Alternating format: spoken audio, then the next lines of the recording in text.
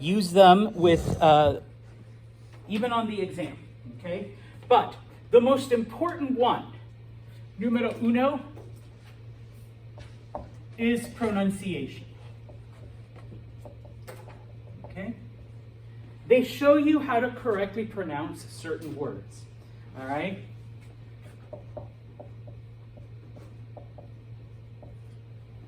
Now, both English and Spanish have a certain rhythmic pattern when you speak, and surprisingly, it's the same in both languages. And sometimes, okay, we put stress on certain syllables in English. When we do that in Spanish, it's actually kind of the same way. All right? So if you look at this word, for example, what is that word? Are you sure it's not address? I'm sure. Actually, it could be both, address or address. To be honest, it doesn't even look like it's spelled right. Well, Thank you. address sounds like you're saying two words, like a dress. Well, if you used accent marks in English, you'd know which one it is because we could just put where the stress should be. So in Espanol, when you see this word, a lot of English speakers want to pronounce it telefono because, believe it or not, that is the natural rhythmic pattern of both English and Spanish. Okay? But because we have an accent mark on the E here, this word is teléfono. Teléfono. Okay? Teléfono. All right? Address versus address. We put extra stress on the A. All right? Now, in Espanol, words that end in N, S, or a vowel. So this one ends in a vowel. You're supposed to put stress on the second to last syllable. And if you don't know how to do that, I learned it in kindergarten. Teléfono. It works in both languages. Okay? No, 4 syllables. Okay? You're supposed to put stress on this. Those are the rules. That's the pattern of English and Spanish. Okay? Because teléfono breaks the rules, I'm going to put rule breaker. It's a rebel. Okay? Because it breaks the rules, we put an accent mark to show that. All right? So like any other word, okay,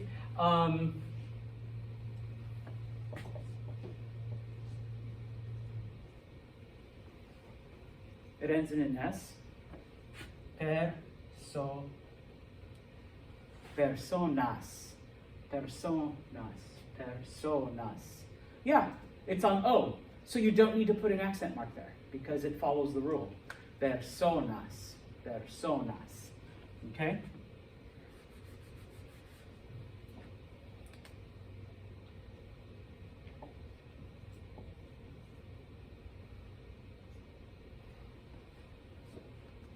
Does anyone know what sábado means? Saturday. Saturday. The word for Saturday.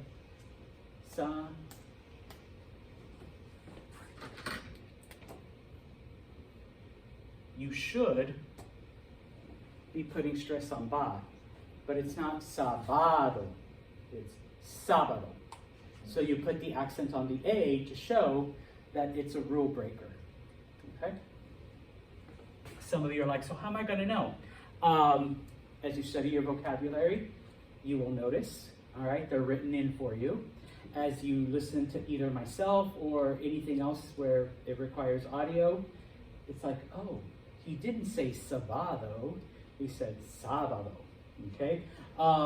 Then you'll realize, oh yeah, the stress isn't on where it's supposed to be, okay? But when you see an accent mark, put extra oomph, all right, on that vowel. It's always on vowels, okay? There's never an accent mark on a consonant. Will it always be the second syllable? No. No. If a word ends in any other consonant, The stress is on the last syllable.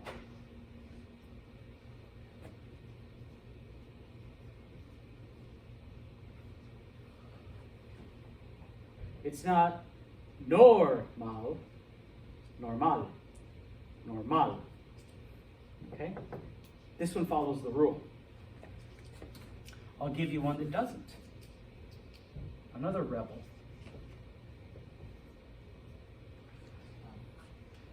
Yeah. If it followed the rule, it's a two-syllable word. If it followed the rule, it would be lapis. Lapis. But it's not lapis. I almost said Connor. Carter said it. Lapis.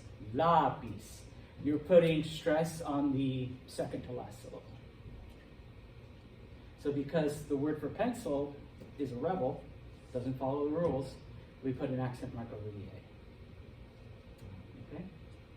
Now, the rules are actually more complicated when you read them. I never understood them that way, although I had teachers and fellow students that were like, oh yeah, Santos, this is a struhula, so you have to do it. I'm like, don't go with that crap to me.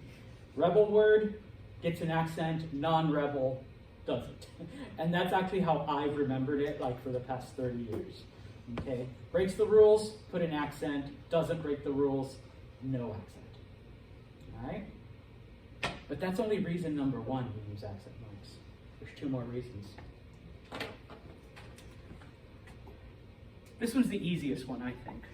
Well, no, I guess the last one. Number two.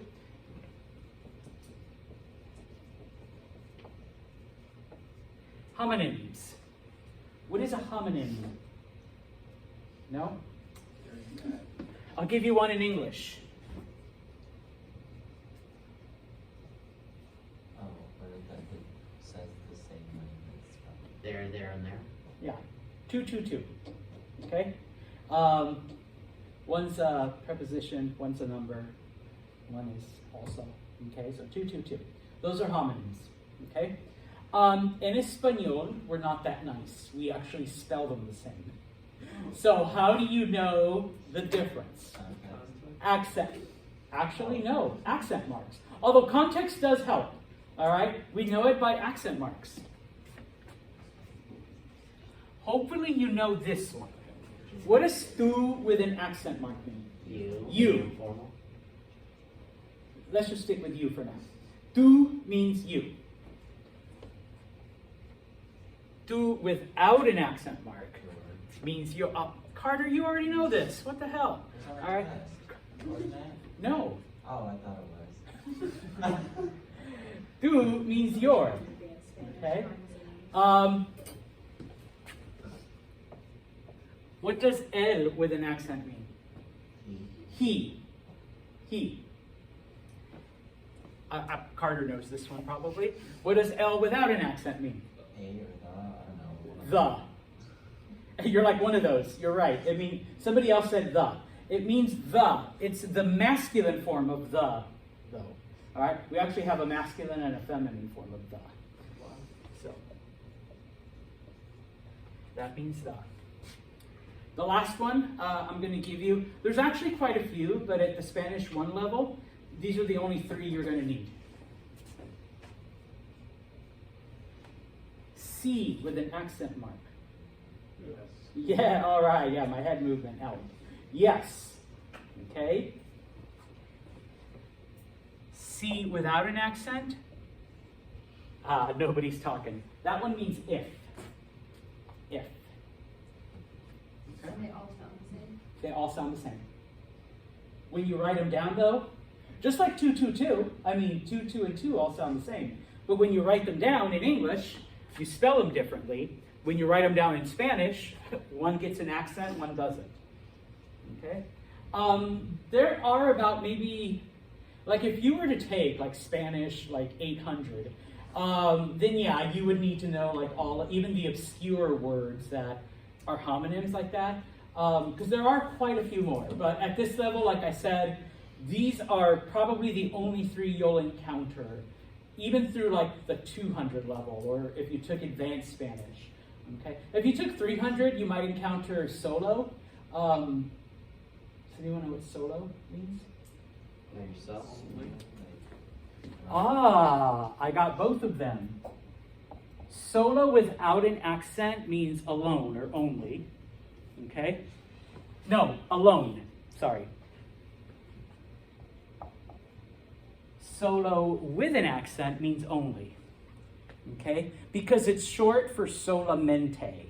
The word solamente means only, but when we abbreviate it, when we shorten it, we put an accent mark and it means only. All right? So, like at 300 level, you start using this one, but for now, okay. Now, the last one, did you have a question? Yeah, would como also be that? Is this one? Technically, yes, but because in this case, como, one of them is an interrogative, which is what I'm going to do here, and then one of them is a verb, which means I eat. Yeah. So they don't really correspond as parts of speech, but yeah, it's another one. Although we haven't learned comer yet, so you know. But and then number 3, and this is the one we just did. I would put interrogatives, but I'm just going to go with question words. Okay?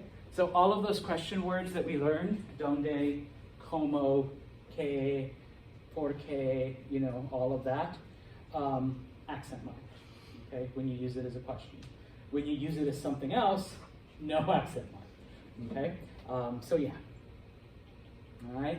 Now, when I was Little Santos and learning this, I kind of cheated a little bit in the sense that I would just remember my words, like if it had an accent or not, you know. So I learned early on that sábado always had a line over the A, okay.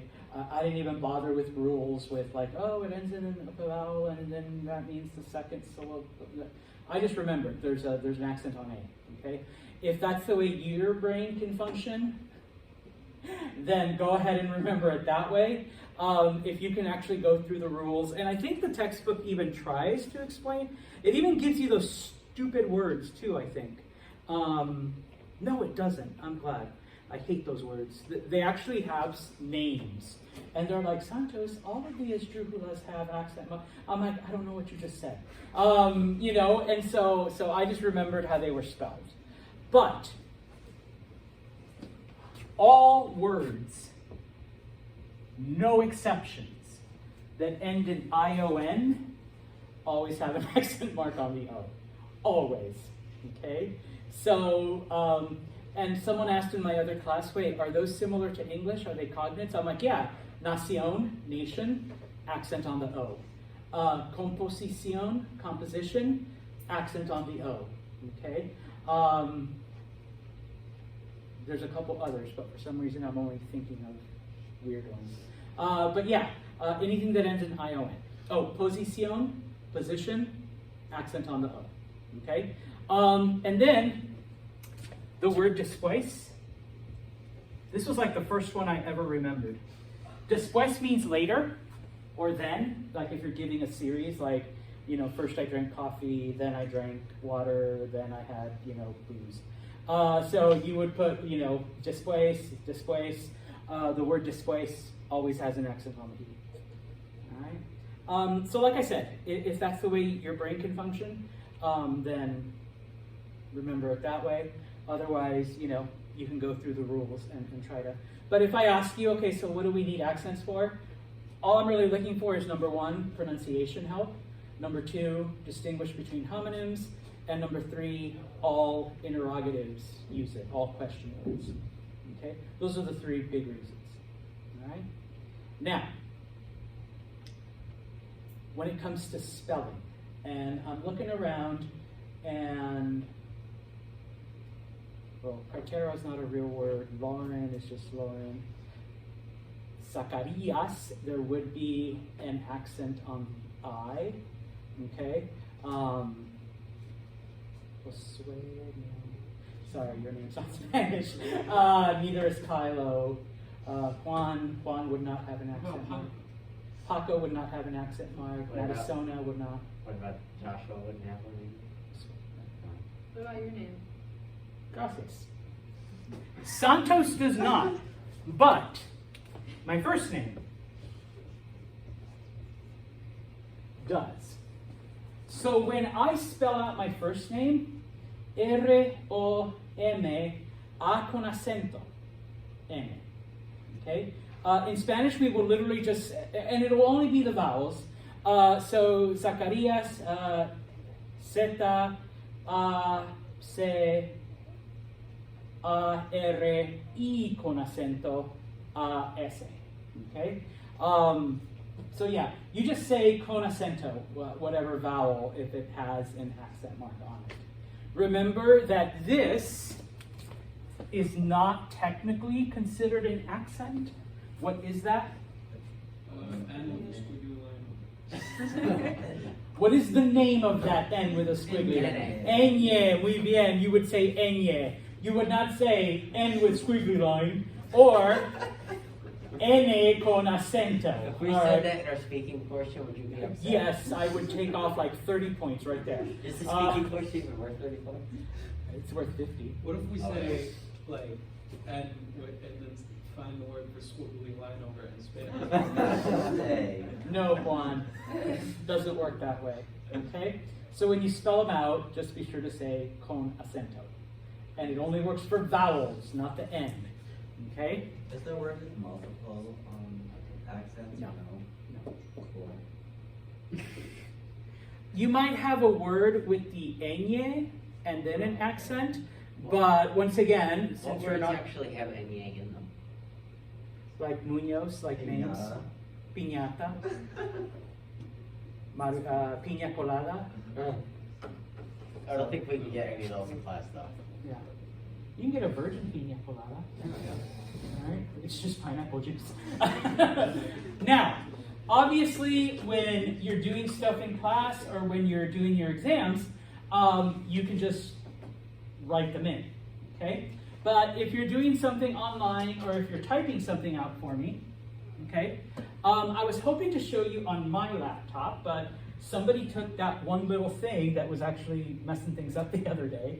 It was here last class and now it's gone. So I can't show you my laptop, but, okay, I can show you a couple of tricks on Microsoft Word. The reason why I wanted to show you my laptop is because I have downloaded a Spanish keyboard onto my laptop. And so in the very bottom corner, and maybe, no, a symbol would pop up.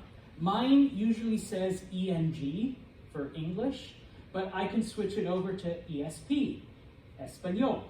And once I switch it to Espanol, the keyboard layout actually changes so that I can insert accent marks and specifically the ñ. Do you have a Spanish keyboard in your office or? No, I just downloaded it onto my laptop. And so when I click the button, my laptop keyboard changes into a Spanish keyboard. Which Spanish do we choose? You can choose any Spanish you want. But Is it like, Although Latin All American say is probably the Espanol. best. is it still the same keyboard? that's what I'm trying to say, is like, does the keyboard layout Oh, change? like, and it doesn't have its own button, you have to like have it hold on the end to make it go to, I wish I could show you, okay? like there's not an extra button for the end of the thing. No, it becomes the colon, semicolon button. Oh, I just push the semicolon button and an ñ pops up. okay, what if you miss that? It literally changes the layout, so I don't know which one it is, but for example, the regular question mark, it's right next to the right shift key. The regular question mark becomes the dash or the underscore, so I have to hit shift and then the dash, and it becomes the regular question I mark. would feel like if I have to, no, go ahead. Oh, I'm sorry, my question was stupid.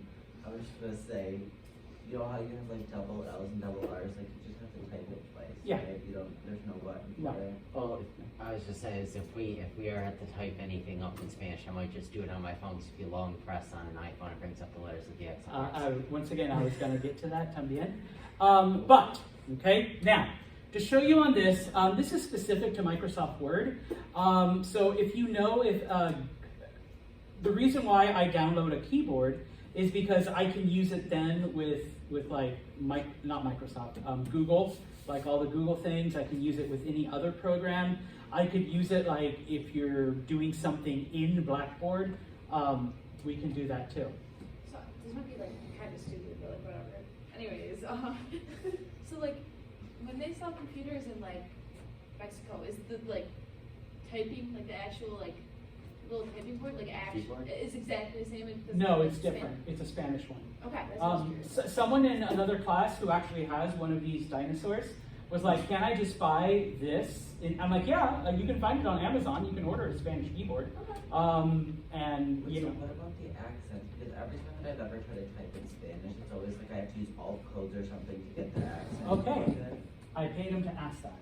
All right, so let me make it big here so y'all can see it.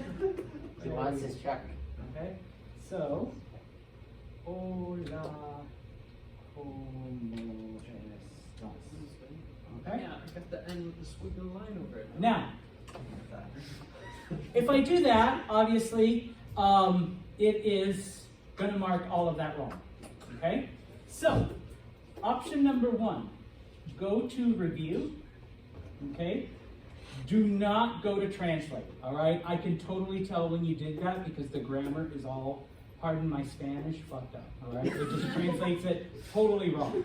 Also, Google Translate, I can tell because it uses like a weird structure. If you go to language though, That was okay, and you go to set proofing language, you get a list of all of the languages that Microsoft Word supports. Okay? You can do it in all kinds of Arabic. You can do it in Bosnian. You can do it in Turkish. They even have Cherokee. They have like they have about 6 different dialects of Chinese. They have English if you want to switch it to like Canadian English or British English. All right, so let's go to the one we really want. Slovenian, no. It has all kinds of Espanol, all right? And John asked me, so which one?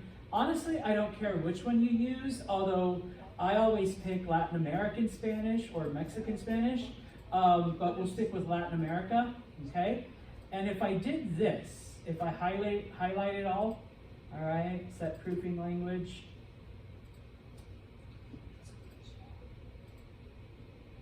Huh, okay, why is it highlighting it as blue? Oh, there you go. All right, it should be with an upside down question mark. So if you start Okay. typing, will it actually do that? Yeah, if I change the language initially to type, okay, there it is. So now I can start going like, El Señor, see? Santos es estúpido. Wait, And- how do you do the upside down question mark again? It just fills it in. No, it just did it. Once you hit the correction key, it will just do it. So Okay? there's no button that you can put yourself. There is. I'll get to that in un momento. All right? But as you saw, once you set your language to Spanish, it inserted the ñ. It inserted the accent mark on estúpido. So I was wasting so much time. Wow. I used to do the codes, but that's because I learned how to do this in the 90s when that was the only way. You actually had to hold like 3 keys together and then like do like all of these other codes. All right. Now, for Madison's question, if you just want to do an individual, you go to insert. All right, and you go to the very end over here, and that's symbol. Now, it will show you the last symbols that you used, okay? If you've never used anything on here, it has the euro, it has the British pound, it has the yen, it has the copyright, it has the trademark, it has all of those things. It has some math symbols, the delta and the sigma and pi, all right? But, ¿qué pasa? What if you just held down on the letter N?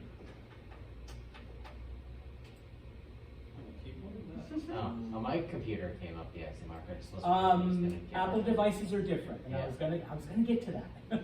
All right, so you click on more symbols, Uh-huh. and you get this. And I believe it is I want to say Latin extended, no. Once you get it though,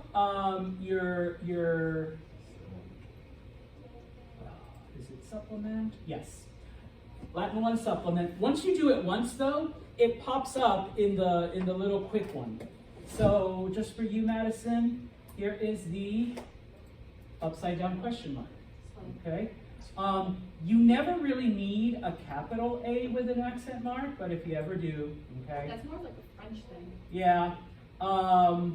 Sometimes you definitely need the capital E, because if I put El habla español, okay, I need a capital E, you know, El, he, okay? I've only ever seen one word in Spanish, and it was actually not in Spanish, it was in Guarani, that needs a capital ñ, all right, but it's there for you. But here we are, okay? So here's your A with an accent, here is your E with an accent, here is your I with an accent. Just for you, John, there's the ñ, okay? O with an accent, and the U with an accent, okay? And then, where are you? Donde estás? It likes to hide. All right. No, there it is. What's on top?